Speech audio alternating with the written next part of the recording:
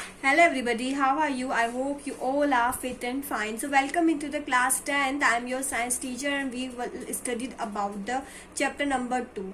ठीक है, today we will study about the respiratory system. ठीक है, so let's start. The first one is respiration. ठीक है, what is the respiration?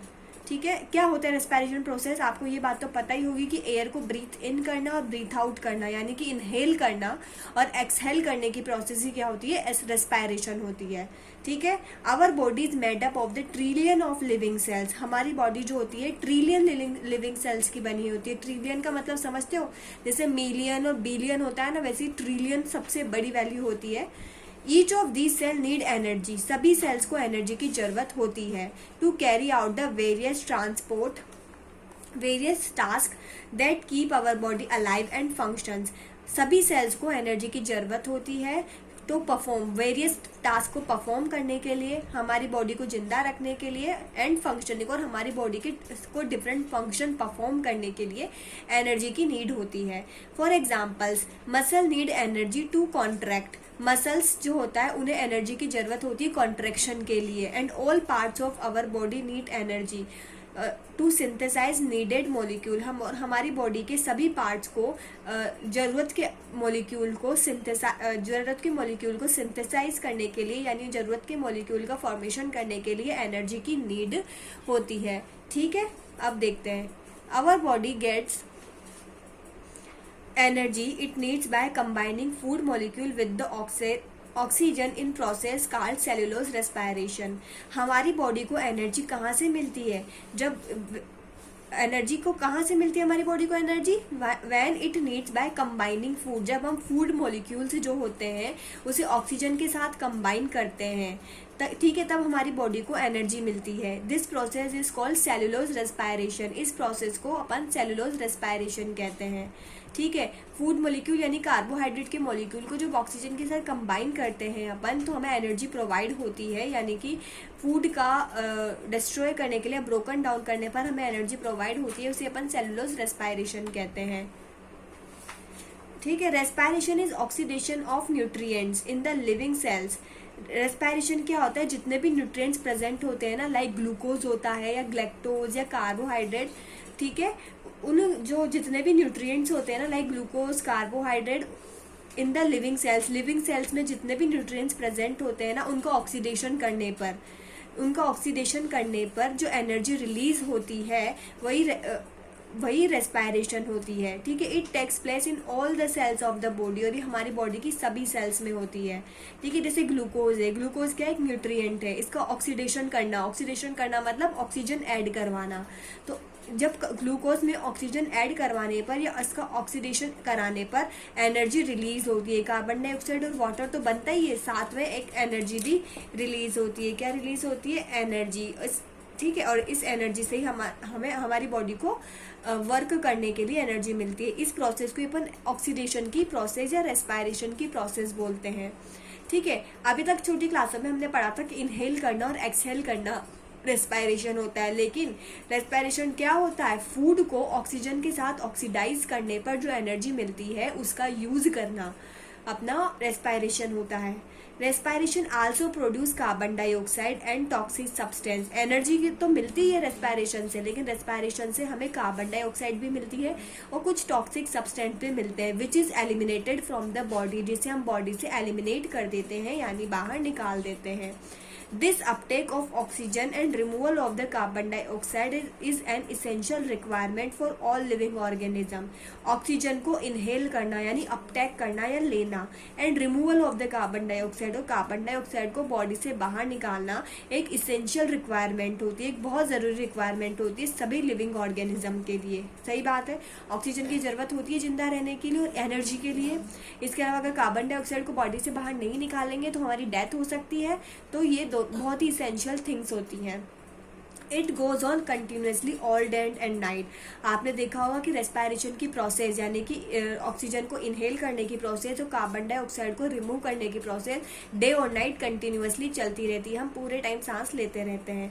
The process by which oxygen reach air is take inside the body of an organism, वो process जिससे oxygen rich air जो होती है ना हम हमारी बॉडी के इनसाइड लेते हैं, एक ऑर्गेनिज्म जो होता है अपनी बॉडी के अंदर लेता है, वह प्रोसेस जिसमें ऑक्सीजन रिच एयर को कोई ऑर्गेनिज्म अपनी बॉडी के अंदर लेता है and carbon dioxide rich air जो कार्बन डाइऑक्साइड से रिच एयर होती है उसे बॉडी से बाहर निकालता है, द बॉडी से बाहर निकलता है। इस प्रोसेस को अपन बोलते हैं ब्रीथिंग। किसे कहते हैं?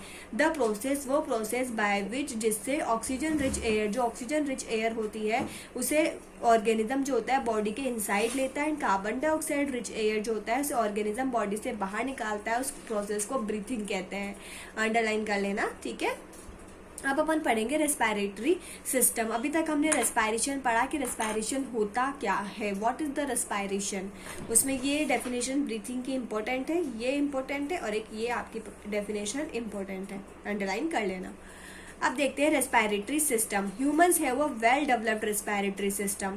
ह्यूमन के पास एक बहुत ही अच्छे से डेवलप्ड रेस्पिरेटरी सिस्टम प्रेजेंट होता है, suitable for meeting the higher requirement of oxygen in the body, जो अगर हमारी बॉडी की हायर रिक्वायरमेंट को पूरा करने का काम करता है।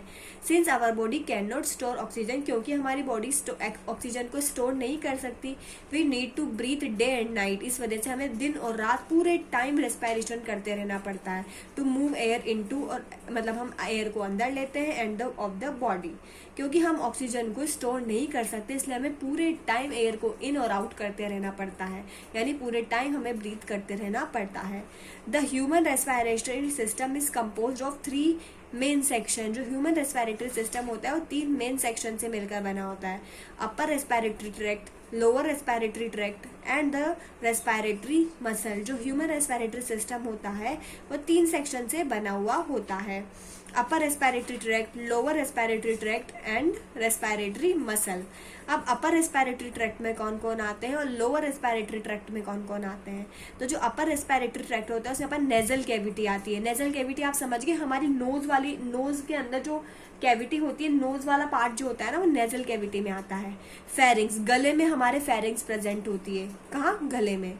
फिर आता है ग्लोटिस, फेरिंग्स के पास ही ग्लोटिस प्रेजेंट होता है। एपिग्लोटिस, एपिग्लोटिस जो होता है इस ग्लोटिस का ढक्कन होता है। मैंने आपको बताया था कि फेरिंग्स के ऊपर एक कैप मिलती है, जब हम खाना खाते हैं ना तो ये कैप क्या करती है, उस फेरिंग्स को या ट्रेकिया को बंद कर देती है, जिससे खाना उसमें नहीं जा पाता, वही होती है आपकी एपिग्लोटिस। फिर आती है लैरिंग्स, लैरिंग्स जहाँ से हम बोलते हैं ना तो जो आवाज़ प्रोड्यूस होती है, जो साउंड प्रोड्यूस होता है वो लैरिंग्स की वजह से आता है, वो भी अपर रेस्पिरेटरी ट्रैक्ट में आता है। और फिर आता है ट्रेकिया, तो ये गर्दन तक हमारे जो होते हैं ये अपर रेस्पिरेटरी ट्रैक्ट प्रेजेंट होता है, हमारी नोज से लेके हमारी नेक तक ये सब मिलता है, ठीक है, चेस्ट भी मान लो। फिर लोअर रेस्पिरेटरी सिस्टम में क्या क्या आता है? लोअर रेस्पिरेटरी ब्रोंकाई, ये छोटी छोटी सैक लाइक स्ट्रक्चर होती है, ब्रोंकियोलस। लंग्स हमारे इसमें आते हैं और डायफ्राम हमारा अपर रेस्पिरेटरी। डायफ्राम एक पर्दे जैसी, कर्टन जैसी स्ट्रक्चर होती है। लंग्स तो आपको पता ही है, लंग्स के अंदर जो छोटी छोटी गोल गोल स्ट्रक्चर मिलती है वो एल्वोलाई होती है। और ब्रोंकाई क्या होती है? आपने देखा होगा लंग्स में ऐसी दो वो जाती हैं ब्रांचेस, वो होती हैं आपकी ब्रोंकाई और ब्रोंकियोलस, ठीक है। इस डायग्राम में मैं आपको एक बार क्लियर कर देती हूँ कि कौन सा क्या क्या होता है। ये देखो, ये हमारी नोज वाला जो पार्ट होता है इसे अपन नेजल कैविटी बोलते हैं, नेजल पैसेज बोलते हैं। फिर उसके बाद ये हमारी फेरिंग्स है, फेरिंग्स के जस्ट नीचे लैरिंग्स, और लैरिंग्स के बाद ये आपकी जो ये देखो ये दिख रही है जैसे बहुत सारी रिंग जैसी दिख रही होगी आपको छोटी छोटी, ये आपकी ट्रेकिया होती है, ठीक है।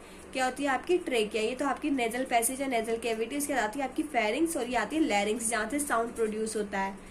फिर आपकी ट्रेकिया, ये रिंग जैसी गोल गोल स्ट्रक्चर दिख रही है, ये ट्रेकिया है, ठीक है। और ये जो आपने देखा होगा कि आपके लंग्स ऐसे होते हैं, इसमें ऐसे 2 लाइनें जाती हैं अंदर की साइड, तो ये होती है आपकी ब्रोंकाई, ठीक है, आपकी होती है ब्रोंकाई। और ये ब्रोंकाई आगे जाके बहुत सारे पार्ट्स में डिवाइड हो जाती है, आपने देखा होगा ब्रांचेस की तरह ऐसे डिवाइड नहीं हो जाती लंग्स के अंदर जाके, वो होते हैं आपके ब्रोंकियोलस। क्या होते हैं? ब्रोंकियोलस। और ये छोटी छोटी ब्रोंकियोलस के नीचे कॉर्नर ऐसी स्ट्रक्चर मिलती है एक, ठीक है। लंग्स की स्ट्रक्चर देखी होगी आपने, ये होती है आपकी एल्वियोलाई। क्या होती है कि एल्वियोलाई, ठीक है, अब अपन अपर रेस्पिरेटरी सिस्टम पढ़ते हैं कि अपर रेस्पिरेटरी सिस्टम में क्या क्या पार्ट आते हैं।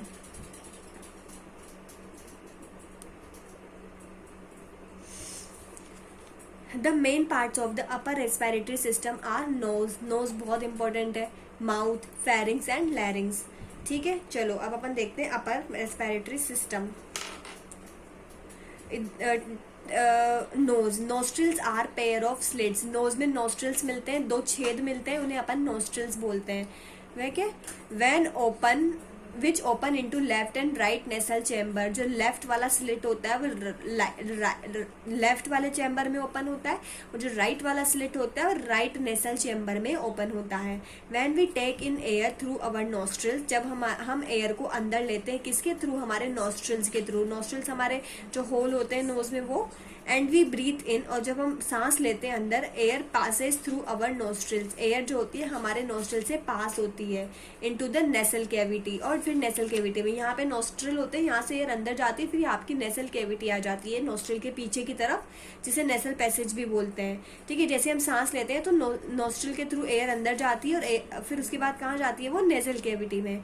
Nasal cavity possesses a border of hair, आपने देखा होगा कि हमारी जो नेजल कैविटी होती है उसमें हेयर प्रेजेंट होते हैं, हमारे नाक में अंदर हेयर प्रेजेंट होते हैं, border of hair that trap the dust particle, वो हेयर क्या करते हैं, डस्ट पार्टिकल को पकड़ लेते हैं, एंड जम्स, और जम्स को पकड़ लेते हैं, जो भी उस एयर में, जो भी एयर हम अंदर लेते हैं ना, तो वो हेयर क्या करते हैं, जो नेजल कैविटी में प्रेजेंट होते हैं, वो क्या करते हैं, जो जितने भी डस्ट पार्टिकल्स होते हैं, जितने भी जम्स होते हैं ना, उन्हें ट्रैप कर लेते हैं, एंड फिल्टर, और एयर को फिल्टर कर देते हैं। Also it is richly supplied with blood vessels.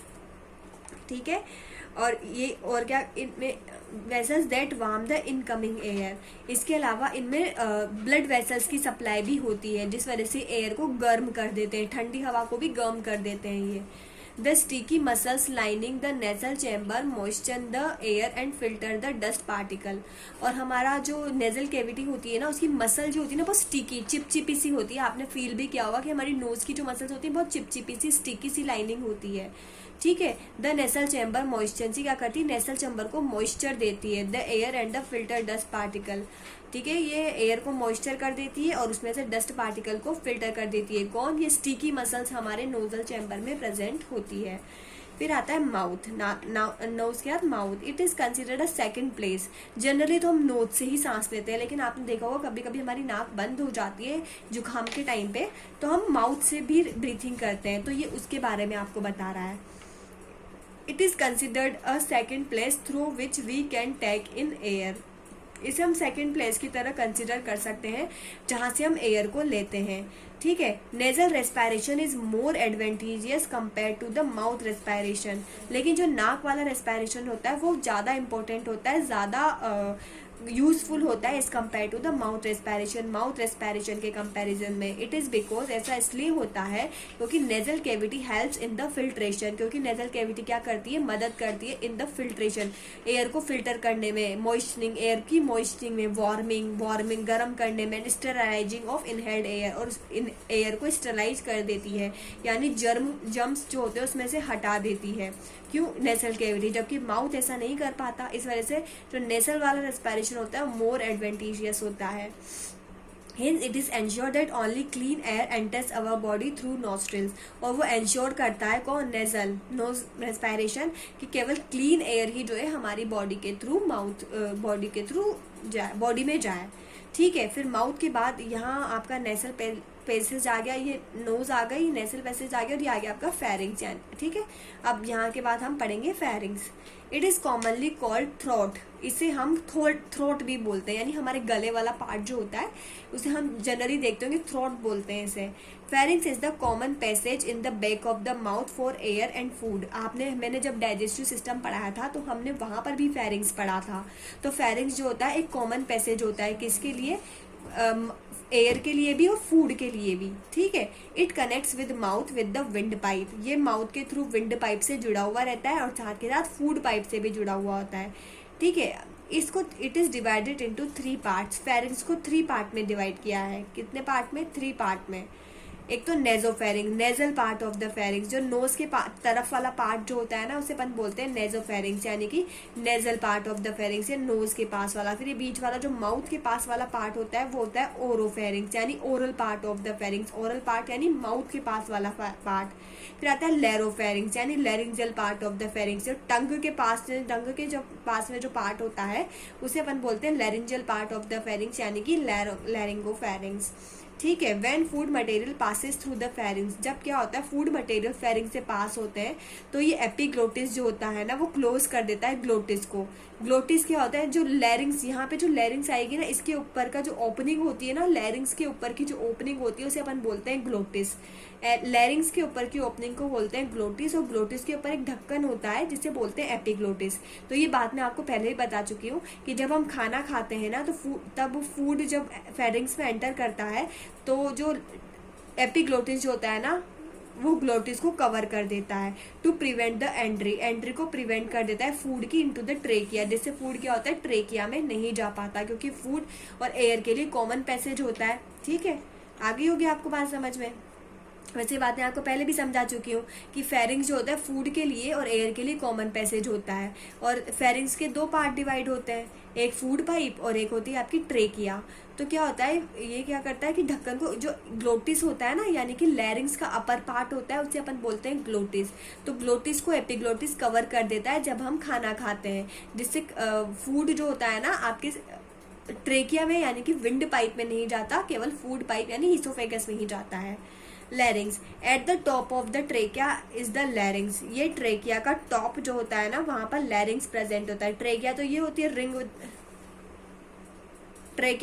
है आपकी रिंग लाइक स्ट्रक्चर। कौन सी, ये रिंग लाइक स्ट्रक्चर, और इसका अपर पार्ट जो होता है इसे लैरिंग्स बोलते हैं। Which is contents a flap like tissue called a vocal cord, यहाँ पर एक फ्लैप यानी फ्लैप आपको पता है चपटी जैसी बोल सकते हो आप, टिश्यू प्रेजेंट होते हैं यहाँ पे, टिश्यू एक different flap type tissue present होते हैं, इसे वोकल कॉर्ड्स बोलते हैं। मैंने अभी आपको बताया था कि लैरिंग्स हमारा जो साउंड प्रोड्यूस होती है ना जब हम बोलते हैं वो इस लैरिंग्स में प्रेजेंट वोकल कॉर्ड की वजह से ही होती है। ठीक है, vocal cords open and close to make sound, जो वोकल कॉर्ड का खुलना और बंद होना ही साउंड प्रोड्यूस करता है। व्हेन यू एक्सहेल एयर, जब आप एयर को एक्सहेल करते हैं फ्रॉम द लंग्स से it comes through the trachea, ये ट्रेकिया के through and larynx and reaches the vocal cord, जब हम एयर को अंदर की तरफ लेते हैं एक्सहेल फ्रॉम द लंग्स, जब हम लंग्स के थ्रू एयर को बाहर निकालते हैं, ये एक्सहेल की बात हो रही है, जब हम लंग्स के थ्रू एयर को बाहर निकालते हैं it comes through the trachea, फिर लंग्स से एयर, अब जब हम बाहर निकालेंगे, जब अंदर लेते हैं जब हम एयर को अंदर लेते हैं तो पहले यहाँ आती है, फिर यहाँ आती है, फिर यहाँ आती है। अब जब बाहर निकालेंगे तो पहले एयर, ठीक है, जब हम बाहर निकालेंगे तो पहले एयर लंग्स में जाएगी, फिर ट्रेकिया में जाएगी, फिर लैरिंग्स में जाएगी, फिर फेरिंग्स में जाएगी, फिर नेजल चैम्बर में आएगी, फिर बाहर निकलेगी। तो यही बोल रहा है कि व्हेन यू एक्सहेल एयर, जब आप एयर को बाहर निकालते हैं फ्रॉम द लंग्स से, तो लंग्स से एयर कहाँ जाएगी, it comes through the trachea, trachea में आती है, फिर ट्रेकिया से लैरिंग्स में आती है, और फिर लैरिंग्स से वो वोकल कॉर्ड्स में आती है। तो जिससे क्या होता है, if the vocal cord close and the air flows between them the vocal cords vibrate and sound is made. अगर वोकल, ठीक है, जब एयर वोकल कॉर्ड में आती है और वोकल कॉर्ड क्लोज होते हैं, ठीक है, क्या होते हैं, क्लोज होते हैं, तो एयर जो होती है ना उनके बीच में फंस जाती है, जिससे वोकल कॉर्ड क्या होते हैं, वाइब्रेट होते हैं और साउंड प्रोड्यूस होता है। क्या होता है, साउंड प्रोड्यूस होता है।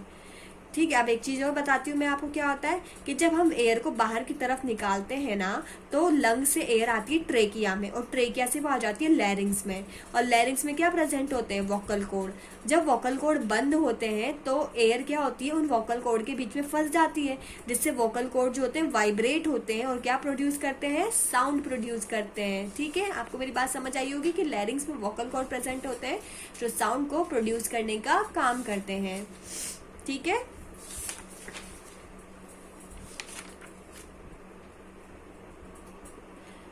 तो आज हम यहीं तक पढ़ते हैं। इसके बाद लोअर रेस्पिरेटरी सिस्टम और रेस्पिरेशन की जो प्रोसेस है, respiratory muscles, physiology of respiration, हम नेक्स्ट चैप्टर में हम रेस्पिरेटरी सिस्टम को कंप्लीट कर देंगे। ठीक है, उसके बाद हम सर्कुलेटरी सिस्टम स्टार्ट करेंगे।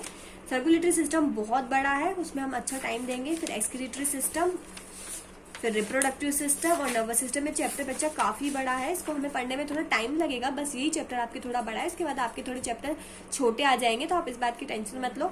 लेकिन जो सिस्टम में जिस दिन आपको जितना पढ़ा रही हूँ बस आप उसको डेली उतना पढ़ लो, क्योंकि अब आपको एक एक वर्ड टू वर्ड हर चीज़ लर्न होनी चाहिए। ठीक है, तो आज हम यहीं तक रखते हैं, हम नेक्स्ट वीडियो में कंटिन्यू करेंगे। So thank you everyone, stay home, stay safe and bye bye.